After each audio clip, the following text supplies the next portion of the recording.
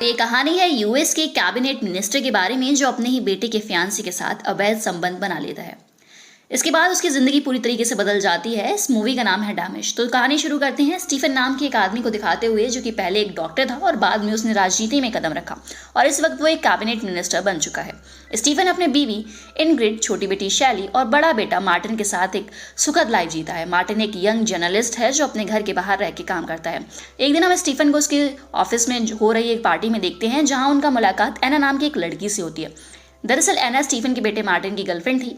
एना खुद को इंट्रोड्यूस करवाती है और दोनों के बीच कुछ नॉर्मल बातें होती हैं। यहाँ हम नोटिस करते हैं कि पहली नज़र में ही दोनों एक दूसरे से प्रति काफ़ी आकर्षित हो जाते हैं और दोनों के बीच एक अजीब सा कनेक्शन बनता हुआ हम महसूस कर पाते हैं। एना से बात करने के बाद स्टीफन बिल्कुल भी पार्टी में फोकस नहीं कर पा रहा था। उसका ध्यान बार बार एना पर ही जा रहा था और ठीक वैसा ही हाल एना का भी था। कुछ दिन बीत जाने के बाद एक दिन मार्टिन अपनी गर्लफ्रेंड एना को लेकर लंच के लिए आता है और अपने फैमिली मेंबर से इंट्रोड्यूस करवाता है। यहाँ स्टीफन और एना ऐसे प्रिटेंड करते हैं जैसे वो लोग पहली बार मिल रहे हों। पूरे लंच के दौरान हम लोग एना और स्टीफन के बीच एक अजीब सी खामोशी महसूस कर पाते हैं और दोनों के बीच सेक्सुअल टेंशन साफ नजर आ रही थी। स्टीफन की बीवी इनग्रिड को एना को कुछ खास पसंद नहीं आती है और वो उसे थोड़ी अजीब लगती है क्योंकि एना लंच के दौरान किसी से भी खुल के बात नहीं कर रही थी। इसके तुरंत ही बाद एक दिन एना स्टीफन को कॉल करती है और एक एड्रेस देती है जहां स्टीफन बिना देरी करे पहुंच जाता है। वहाँ दोनों की निगाहें मिलती हैं और स्टीफन बिना कुछ बोले एना के करीब जाता है और डायरेक्टली दोनों एक सेंसुअल रिलेशनशिप में लिप्त हो जाते हैं। दोनों को देख के ऐसा प्रतीत होता है कि दोनों एक दूसरे के बीच की दूरियों को मिटाने के लिए बेसब्र हैं और भले ही एना उसके बेटे की गर्लफ्रेंड थी बट स्टीफन खुद को सेंटीमेट होने से नहीं रोक पाता।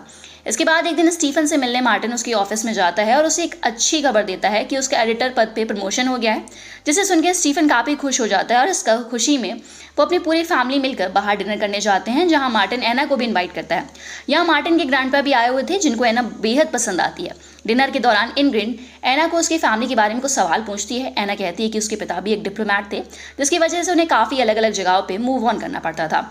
उसका एक बॉयफ्रेंड भी था और 3 साल पहले उनका ब्रेकअप हो गया था, जिसके बाद से वो लंदन में रहने लगी है। यहाँ इनग्रिड और उसके फैमिली मेम्बर्स के बारे में पूछती है तो एना कहती है कि मेरा एक भाई था बट जब वो 16 साल का था तब उसने सुसाइड कर लिया। इनग्रिड पूछती है कि उसने ऐसा क्यों किया तो एना कहती है प्यार की वजह से। यहाँ मार्टिन देखता है कि एना और उसकी माँ के बीच कॉन्वर्सेशन काफ़ी ऑकवर्ड होती जा रही है, इसीलिए वो कहता है कि कुछ काम बाकी है और उसे निकलना होगा और एना को उसके घर ड्रॉप करने चला जाता है। यहाँ स्टीफन भी कुछ काम का बहाना बना के उनके पीछे पीछे एना के घर तक पहुँच जाता है और मार्टिन के जाने के बाद वो एना के पास जाता है और कहता है कि हमें कुछ ना कुछ करना ही पड़ेगा क्योंकि डिनर करते वक्त पूरे टाइम तुम्हें पाना चाहता था, तुम्हें छूना चाहता था और ढेर सारा प्यार करना चाहता था। जिस पर एना कहती है कि चिंता मत करो, मैं हमेशा तुम्हारे पास रहूंगी। जिसके बाद दोनों एक दूसरे के साथ पैशनेटली संबंध बनाते हैं। इंटीमेट होने के बाद एना अपने भाई के बारे में बताती है कि हमारे पेरेंट्स कई जगह मूव कर होते रहे, इसीलिए मैं और मेरे भाई एक दूसरे की दुनिया थे, लेकिन समय के साथ साथ मेरे भाई के लिए बहुत ही ज़्यादा पॉसेसिव हो गया और वो मुझे बहुत ही ज़्यादा पाना चाहता था। उसे प्यार के लिए अपनी जान दे दी और वो प्यार मुझसे ही करता था। उसकी मौत के बाद एना पूरी तरीके से टूट गई थी और उसे काफ़ी टाइम लग गया था एक बार फिर से खुद को खड़े करने में। वो कहती है कि डैमेज लोग बहुत ही खतरनाक होते हैं क्योंकि उन्हें फिर से खड़ा होना आता है। फिर स्टीफन उसे एक कॉन्फ्रेंस में चलने के लिए कहता है बट एना मना कर देती है क्योंकि वो मार्टिन को प्रॉमिस की है कि ये वीकेंड वो उसके साथ ही बिताएगी। एना स्टीफन से ये भी कहती है कि हमारे बीच जो भी चल रहा है इसे ऐसे ही चलने दें और कभी कुछ भी बदलने की कोशिश ना करें।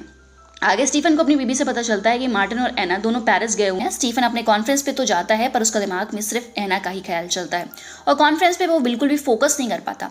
स्टीफन एना को पाने के लिए इतना डेस्परेट हो गया था कि वो कॉन्फ्रेंस के बाद बिना कुछ सोचे एना से मिलने के लिए सीधा पेरिस चला जाता है। वहाँ पहुंचकर वो एना को कॉल करता है और एक चर्च के पास मिलने बुलाता है और एना मार्टिन को सोता हुआ छोड़ के उससे मिलने चली जाती है।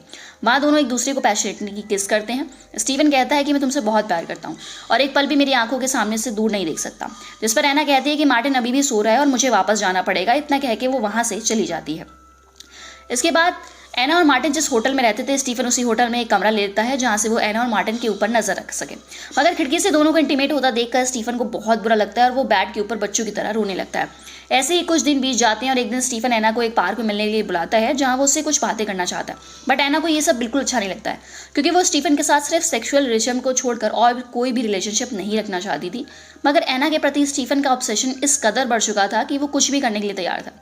स्टीफन उससे कहता है कि मैं सिर्फ तुम्हारे साथ रहना चाहता हूँ, जिसके लिए मैं अपनी बीवी को भी छोड़ने के लिए तैयार हूँ। जिस पर एना कहती है तुम्हारे बेटे का क्या, वो जिंदगी भर तुमसे नफरत करेगा और तुम अपने परिवार को सिर्फ छोड़ना चाहते हो ताकि मेरे साथ रह सको और मेरे साथ ब्रेकफास्ट कर सको। ये सब तुम्हें तुम्हारी बीवी से भी मिल रहा है और तुम वो पाने की कोशिश कर रहे हो जो तुम्हारे पास पहले से ही है। तुम्हारे बेटे से शादी करके मैं हमेशा तुम्हारे पास ही रहूंगी, इसीलिए जो जैसे चल रहा है उसे वैसे ही चलने दो, ये सभी के लिए अच्छा होगा। एक दिन जब स्टीफन एना से मिलने के लिए उसके घर आता है तो वहाँ पर पीटर नाम का एक आदमी आया हुआ था जो कि एना का एक्स बॉयफ्रेंड होता है और दोनों बचपन के दोस्त भी होते हैं। पीटर को एना के घर में देखकर स्टीफन को काफ़ी जलन होती है और वो वहाँ से चला जाता है। कुछ देर बाद पीटर वहाँ से चला जाता है, जिसके बाद स्टीफन फिर से वापस आता है और एना से उसके बारे में पूछता है। एना बताती है कि वो मेरा पहला बॉयफ्रेंड था और वो मेरी लाइफ की एक ऐसी पार्ट है जिसे मैं कभी नहीं भूल सकती। एक दिन मैं उसके साथ डेट पर गई थी। जब वो मुझे घर छोड़ने आया तो मुझे कार में ही किस करने लग गया था।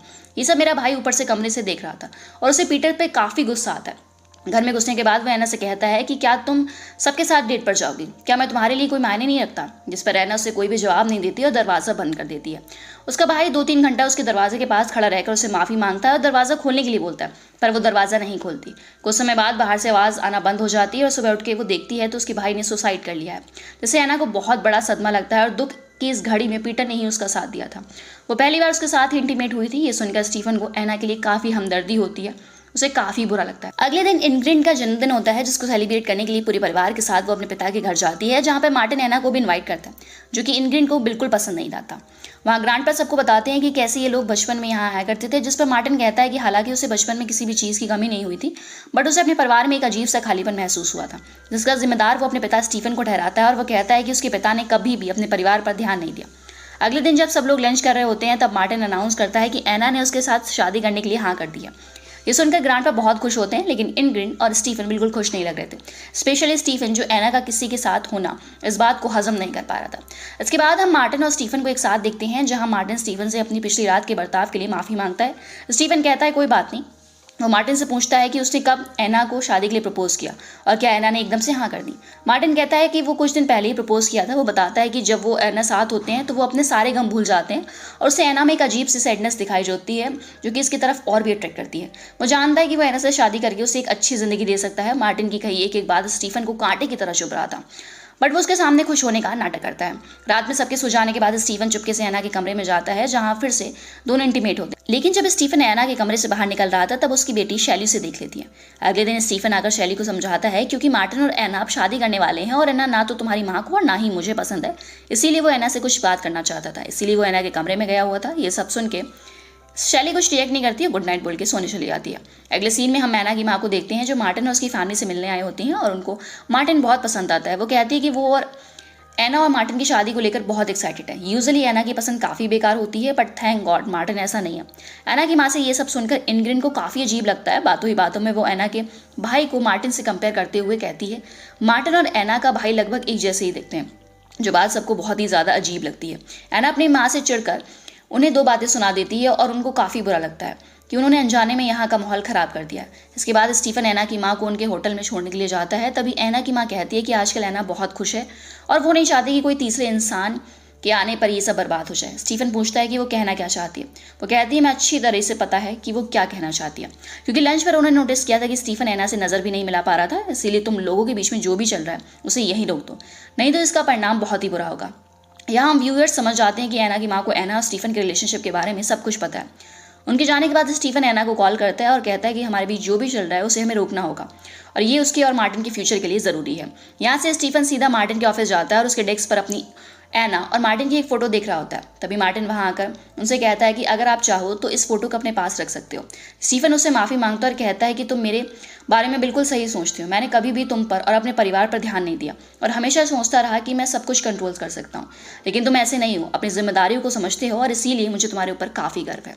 अब इसके बाद हम स्टीफन को काइंड ऑफ डिप्रेस देख पाते हैं और उस रात को अपने ऑफिस में ही रुकता है।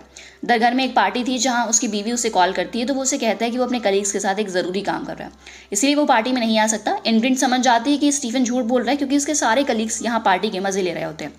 आगे हमें पता चलता है कि स्टीफन का प्रमोशन हो गया है और उसे हेल्थ डिपार्टमेंट की मिनिस्ट्री मिलने वाली है, लेकिन फिर भी वो खुश नहीं था। उसे इस हालत में देखकर इनग्रिड उसे दुख का कारण उससे पूछती है, जिस पर स्टीफन कहता है कि उसे खुद भी नहीं पता कि उसके साथ क्या हो रहा है। स्टीफन से ऐसी बातें सुन के वो अपसेट हो जाती है और वहाँ से चली जाती है। दोस्तों, स्टीफन एना के प्यार में इस कदर पागल हो गया था और उसे पाने के लिए इतना डेस्परेट था कि वो अपने मंत्री पद के साथ साथ अपने परिवार को छोड़ने के लिए तैयार था। इसके बाद एक दिन जब स्टीफन अपने ऑफिस में होता है तब उसे एक पार्सल आता है, जिसे ओपन करने पर उसे अंदर एक एड्रेस और एक चाबी मिलती है, जो कि एना ने उसके लिए भेजी थी। दरअसल एना स्टीफन के साथ अपनी सेक्सुअल रिलेशनशिप को कंटिन्यू रखना चाहती थी, इसीलिए उसने एक नया अपार्टमेंट लिया था जहां दोनों बिना किसी की परेशानी के साथ अपनी ठरक मिटा सकें। उसके बाद एक दिन मार्टिन एना को घर पे लेकर जाता है, जहाँ पर एना स्टीफन को अकेला पाकर उसे कहती है कि अगर वो उसके बीच सब कुछ खत्म करना चाहती है तो मार्टिन से कभी शादी नहीं करती, लेकिन वो स्टीफन के साथ ऐसे ही सब कुछ चलने देना चाहती है। मार्टिन और एना यहाँ से जाते ही स्टीफन सीधा उस नए अपार्टमेंट में जाता है जहाँ एना उसके इंतजार कर रही होती है। दोनों अपने शरीर के भूख को मिटाने के लिए इस कदर बेकाबू थे कि वो लोग नोटिस नहीं करते कि चाबी अभी भी की होल में ही है। दोनों रूम के अंदर जाते हैं और पैशनेटली एक दूसरे के साथ इंटीमेट होते हैं। तभी अचानक हम मार्टिन को बिल्डिंग के नीचे देखते हैं, जो एना को ढूंढते हुए यहाँ आया था। वो एना के रूम तक जाता है और देखता है कि दरवाजे पर चाबी लगी हुई है। उसे अंदर से कुछ आवाज़ें आती हैं और वो हेजिटेट करते हुए अंदर घुसता है। और जब वो अंदर देखता है तो उसके पैरों के नीचे से ज़मीन खिसक जाती है। अपने पिता को अपने फैंसी के साथ इस हालत में देखकर मार्टिन को अपनी आंखों पर बिलीव नहीं होता। स्टीफन उसे समझाने की कोशिश करता है, बट मार्टिन गुस्से से वहाँ से निकल जाता है। इतने बड़े शॉक के कारण मार्टिन का ध्यान नहीं रहता और अचानक वो फिसल के नीचे गिर जाता है और दोस्तों वहीं पर उसकी मौत हो जाती है। स्टीफन उसी हालत में बिना कपड़ों के भागते हुआ मार्टिन की बॉडी के पास आकर उसे गले लगा लेता है और बहुत रोता है। कुछ देर बाद पुलिस वहां पर आ जाती है। क्योंकि स्टीफन एक मिनिस्टर था, इसीलिए ये बात कुछ ही समय में आग की तरह फैल जाती है और मीडिया में उसकी काफ़ी बदनामी होती है। एना को भी मार्टिन के मरने का काफ़ी दुख होता है और वो चुपचाप रूम से निकल के चली जाती है।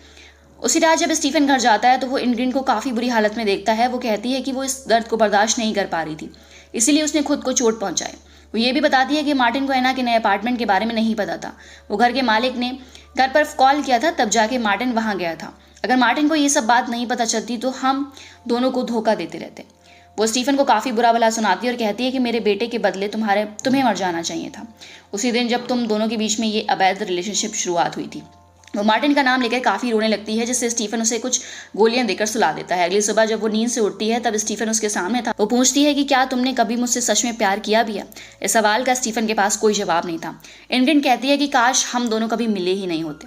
इसके बाद स्टीफन अपने मंत्री पद से इस्तीफा दे देता है और आखिर बार एना से मिलने जाता है, जहाँ पर एना की माँ उसे झूठ बोलती है कि एना घर में नहीं है, वो पीटर के पास चली गई है। स्टीफन वहाँ से निकल रहा होता है, बट वो समझ जाता है कि वो झूठ बोल रही है, बल्कि एना पर वहीं पर मौजूद है। वो एना से मिलने के लिए उसके कमरे में जाता है, बट वो उससे बात नहीं करना चाहती थी, जिससे अपसेट होकर स्टीफन वहाँ से चला जाता है। अब इसके बाद हमें कुछ साल बाद की कहानी दिखाई जाती है और हम स्टीफन को देखते हैं, जो कि सब कुछ छोड़कर एक छोटे से शहर में शिफ्ट हो गया, एक नॉर्मल लाइफ जी रहा है। वो हमें बताता है कि प्यार से बेहतर इस दुनिया में कोई चीज़ नहीं है, लेकिन अब वो बहुत अकेला पड़ चुका है और अपने बेटे और एना को अक्सर याद करता है। हम देख पाते हैं कि वो मार्टिन की दी हुई फोटो को बड़ा करवा के दीवार पर लगाया हुआ है और अपना ज़्यादातर समय उस पिक्चर को देखते हुए बताता है। वो कहता है कि उसने आखिरी बार के लिए एना को एक एयरपोर्ट में पीटर के साथ देखा था और उसके हाथ में एक बेबी थी। वो सब कुछ भूल के अपनी लाइफ में मूव ऑन कर चुकी है। उसे लगता है कि एना बाकी लड़कियों की तरह नहीं है, बट वो गलत था।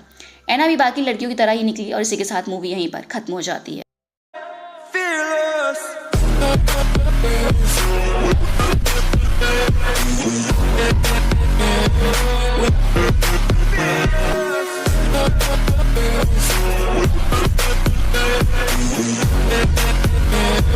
With